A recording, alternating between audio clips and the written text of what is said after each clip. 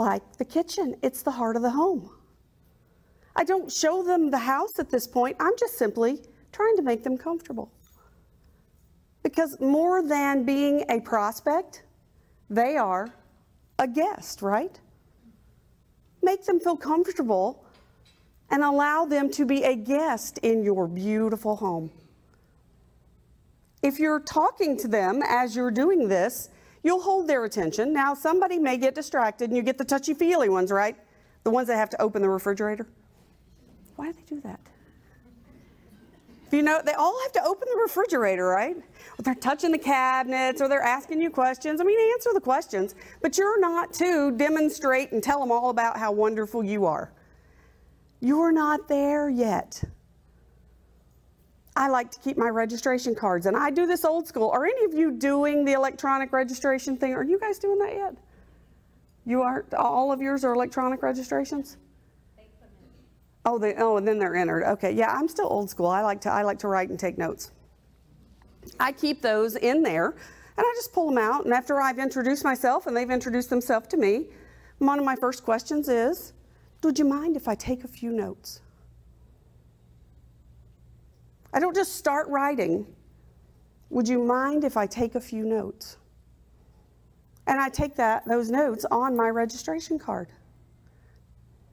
Most of the time, the response to that is going to be, well, of course. Because what am I doing? Am I making it about me and my builder? No, I'm making it about them. I already made it about them when I offered them something to eat or drink. When I brought them into the kitchen. When I got them out of that intimidating sales center. Now, you builders, don't panic on me. You're still going to use your sales center, just at an appropriate time. Now we can stand around, we can talk a little bit, we can get to know one another. And that's really what we need to do, because guests are people too, aren't they? If I had an hour to solve a problem and my life depended on it, I would use the first 55 minutes determining the proper questions to ask. That's a pretty smart guy.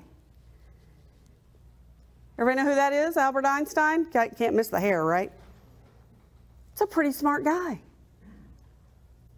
The most important thing we can do is ask questions. And ask the right questions. Now, I train realtors how to work with you guys, and in doing that, I also train them how to sell. Because no one is training realtors how to sell. They train them how to get leads. I have any general real estate agents in here? Yes? It's all about the leads, right? You're only as good as your next lead. Where are you going to get the lead? I work with realtors and teach them, once you get that lead, what do you do with it? How do you make a sale out of it? And one of the biggest challenges I have with them, just like with our on-site teams, is they want to ask the questions that just check off the boxes.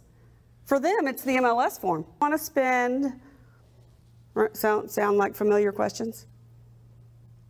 At this point, when you're just standing in the kitchen with the buyer, are you going to get real information? What's the likelihood that they actually know exactly how many square feet they want? I'm in the home building business. I don't know how many square feet I want. Nobody knows how many square feet they want, because square feet are not all created equally, are they?